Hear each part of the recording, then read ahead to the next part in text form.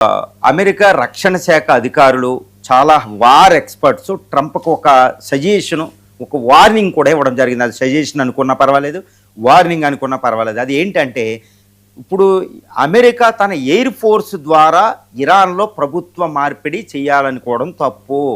మీరు తప్పనిసరిగా ground forces, American army ground forces నేల మీద దిగితేనే అది సాధ్యం. ప్రభుత్వ మార్పు అంటే రిజైమ్ చేంజ్ అనేది ఎయిర్ ఫోర్స్ ద్వారా సాధ్యం కాదు.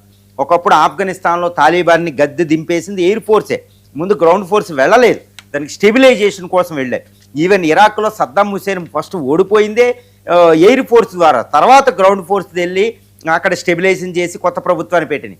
కానీ ఇక్కడ ఇరాన్ పరిస్థితి ఏంటంటే ఎంటైర్లీ డిఫరెంట్ అండి. కేవలం ఎయిర్ ఫోర్సు నేవీతో మాత్రం ఎట్టి పరిస్థితుల్లో ఇరాన్ ప్రభుత్వ మార్పిడి జరగదు. తప్పనిసరిగా గ్రౌండ్ ఫోర్సెస్ వెళ్ళి అక్కడ న్యూక్లియర్ ప్రోగ్రామ్ని ఆపి అక్కడ ప్రభుత్వ మార్పిడి చేస్తేనే అవుతుంది అనేది ఇప్పుడు అమెరికాకు అవగతమైంది. కానీ ఇప్పుడు ఏంటంటే ప్రభుత్వ మార్పిడి పక్కన పెడితే ఇరాన్లో అణు కార్యక్రమం అదేంటి, ఇరాన్లో ఫోర్డో, ఇస్ఫహాను, నాటాంజా అనే అణుక్షేత్రాలు, 3 అణుక్షేత్రాల్లో 450 కిలోల యురేనియం, 60% శుద్ధి చేసిన యురేనియం ఉంది.